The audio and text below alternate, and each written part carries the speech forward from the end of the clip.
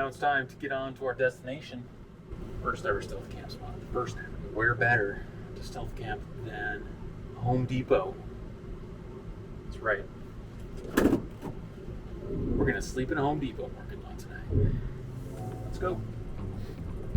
Tonight's mission is to live and sleep comfortably in the parking lot of a Home Depot. Why, you might ask, are we doing such a ridiculous thing? When I built this truck, one of the top requirements that I had in mind was that it needed to be stealth. Very, very stealthy.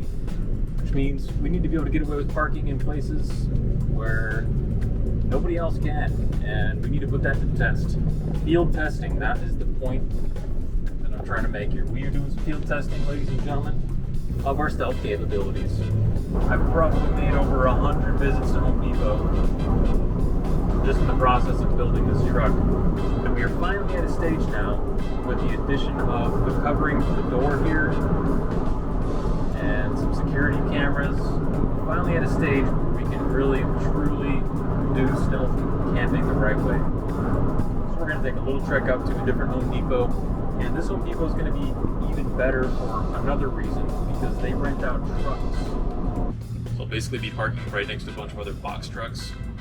It's going to be a situation like in those wilderness documentaries where they put a camera in like the baby penguin or whatever, and then all the other penguins are like,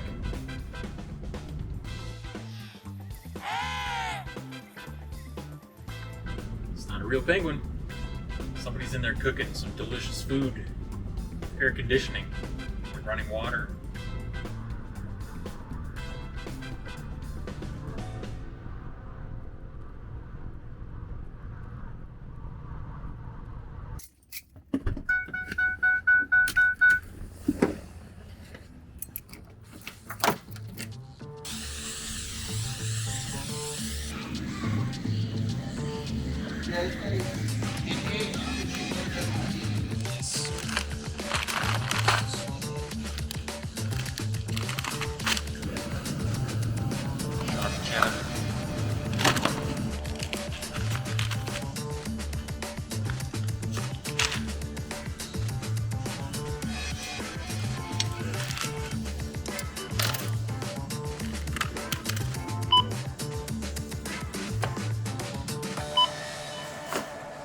Just a regular old box truck.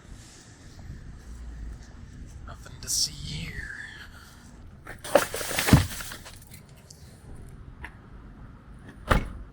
The Home Depot.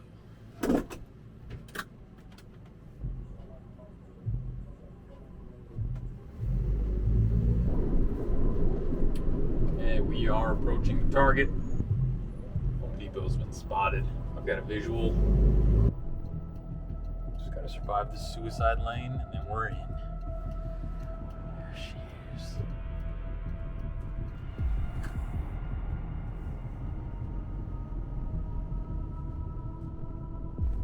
Sheriff's police department right there. Okay. Increased risk. A little bit of increased risk factor on that high security situation here. Now right away you can see where I'm going, right? You can see got some box trucks parked over there. That is where we will be going.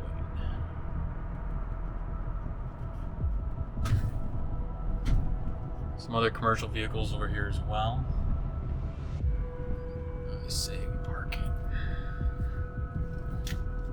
right here. And I'm looking at those light poles over there and over here. Don't see any security cameras. Okay. Turn the lights off. And kill the truck.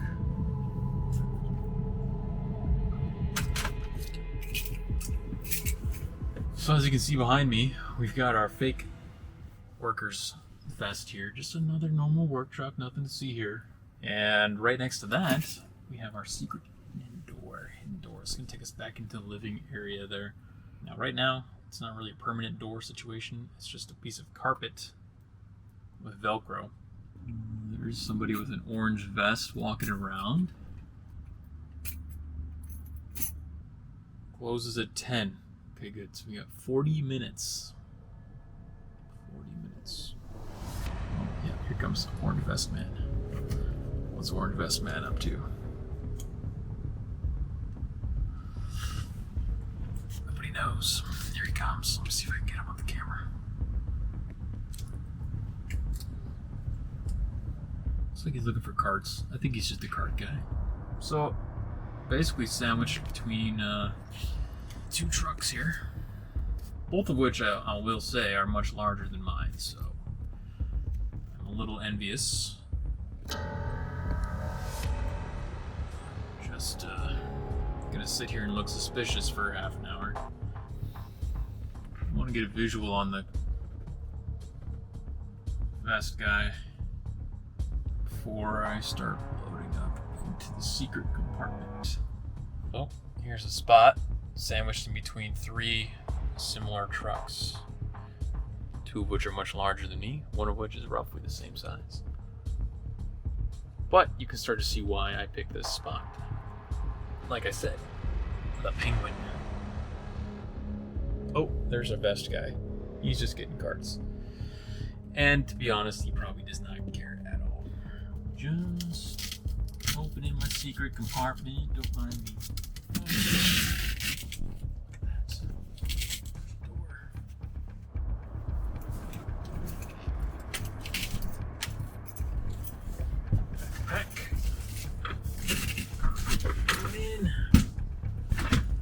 Bags. Going in.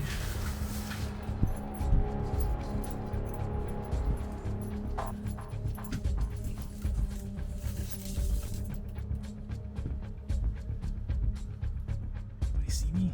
I don't think so. Right.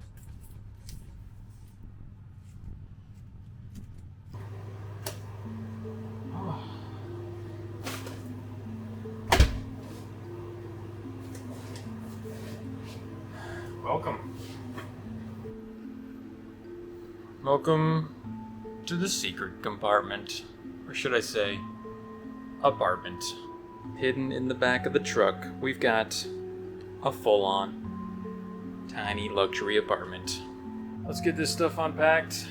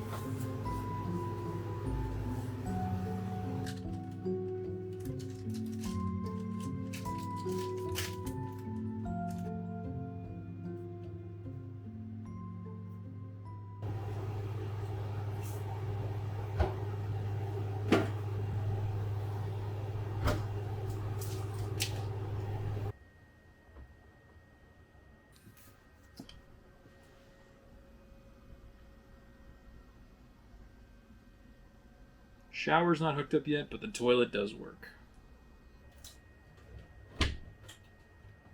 Oh man, that's much better.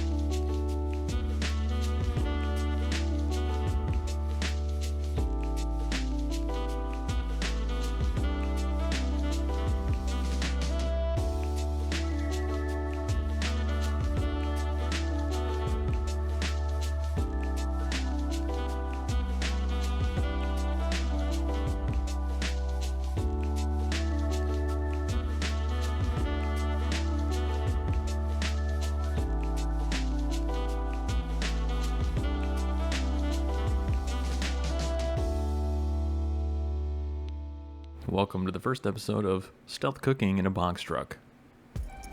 Tonight's dish from the Home Depot parking lot is going to be a Japanese dish called okonomiyaki, or at least my take on it, okonomiyaki. Okonomiyaki could be described as fairly similar to an American-style omelet.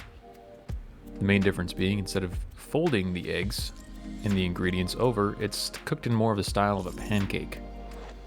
The ingredients are mixed in rather than folded in inside the omelet.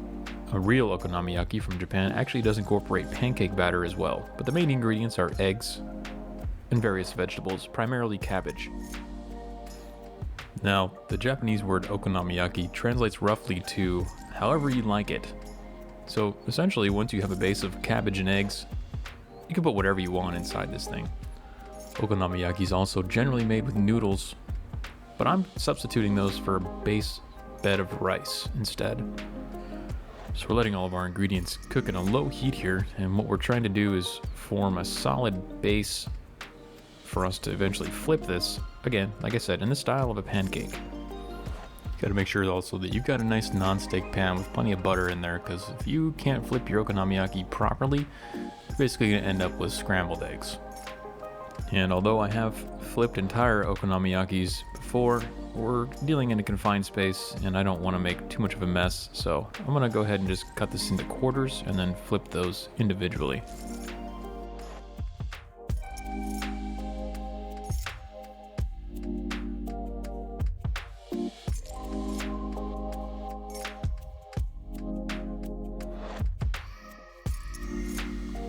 I'm going to melt some sharp cheddar on top, because why not? I've also got a couple different sauces here that I want to try, one of which being a spicy Szechuan, basically a spicy teriyaki sauce, and then a sugar-free mesquite barbecue as well. If cooked properly at a low and slow temperature, all those vegetables inside the okonomiyaki will get nice and soft, so all that cabbage shouldn't be too crunchy. Despite the fact that this was only my second time cooking with that induction cooktop, my okonomiyaki came out almost perfect. We're topping this off with a little bit of the Szechuan sauce and a dusting of the avocado toast seasoning. Now the avocado toast seasoning is nothing special, it's primarily just salt, pepper, and garlic.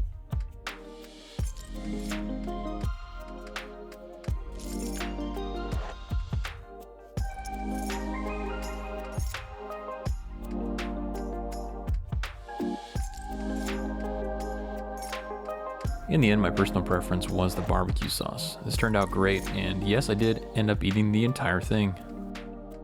I'd call this an absolute success for our first ever stealth camp and cook.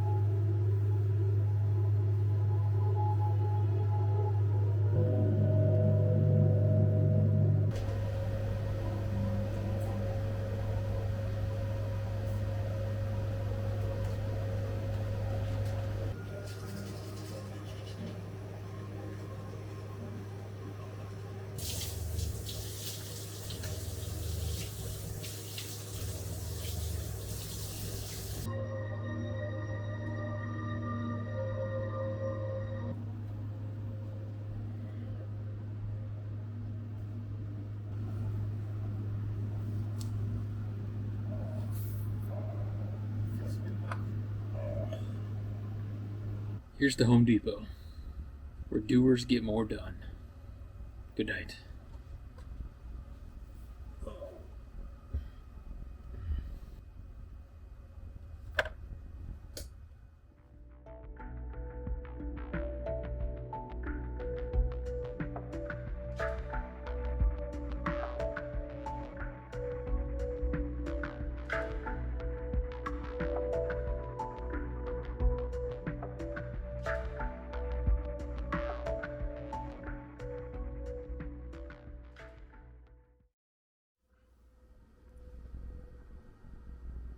I think somebody parked one of those big trucks next to me.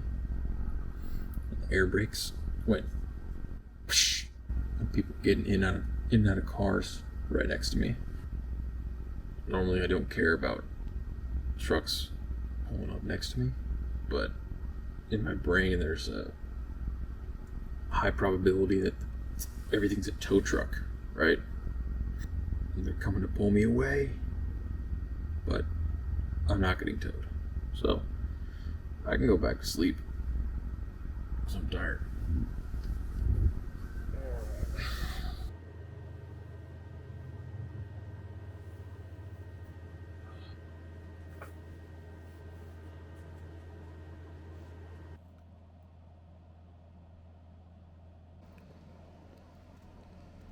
Security guard right there. Who knows how long he's been patrolling. And he's going around the cars too. So he probably walked by my truck. I want to talk about some of the technical aspects of the truck that make living in here so comfortable. The reason I'm able to run a residential window air conditioning unit, an induction cooktop, a rice cooker, residential refrigerator, a bunch of lights, a laptop, all at the same time is because I have a massive high-tech electrical system.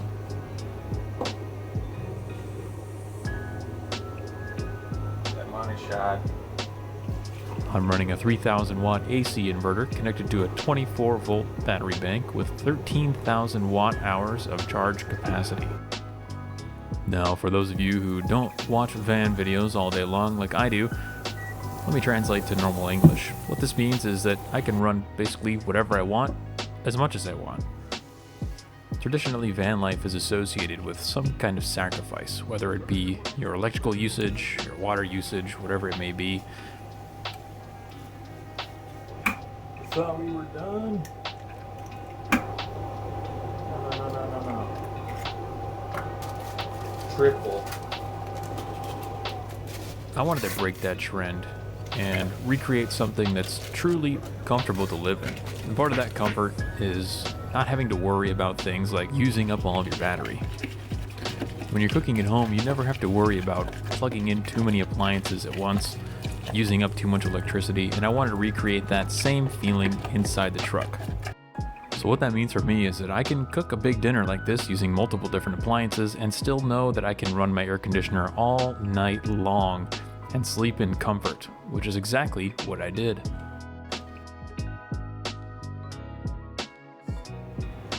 I don't think you're ready for this.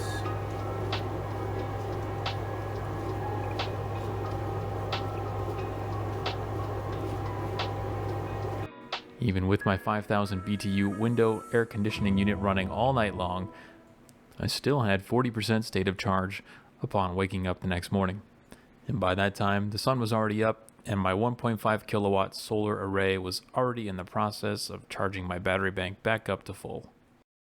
My solar array is so large that I have no problem running my air conditioning unit off of it all day long while also charging my batteries. Another thing that's important to mention is that the air conditioning unit that I've installed is entirely self-contained within the box. I have a fairly complex system of ductwork that allows it to intake air from underneath the truck and exhaust the hot air out the top of the truck. What this means is that there's no external signs or indications that there's an AC unit running in the truck. You cannot hear it from the outside. The only thing you can see is the condensation dripping out from the bottom of the truck. The point I'm trying to make here is that this is not just a secret hideout, but it is a very high-tech hideout, worthy of any secret agent.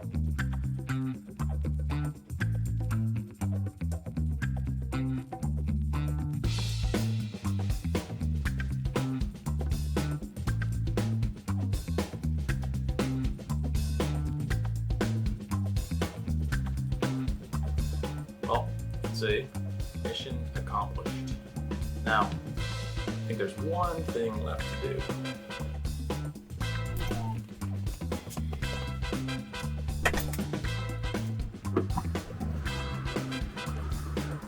I'd like to stop here and thank today's sponsor, Lowe's Home Improvement, where you can do it right for less. All right, thank you. Just kidding. Please don't ban me from your store, Home Depot. Oh, I'm gonna have to get a little pot for it, but there it is. A little bit of green up in here. Ladies and gentlemen, that concludes the first test of the mobile command center, the King Box.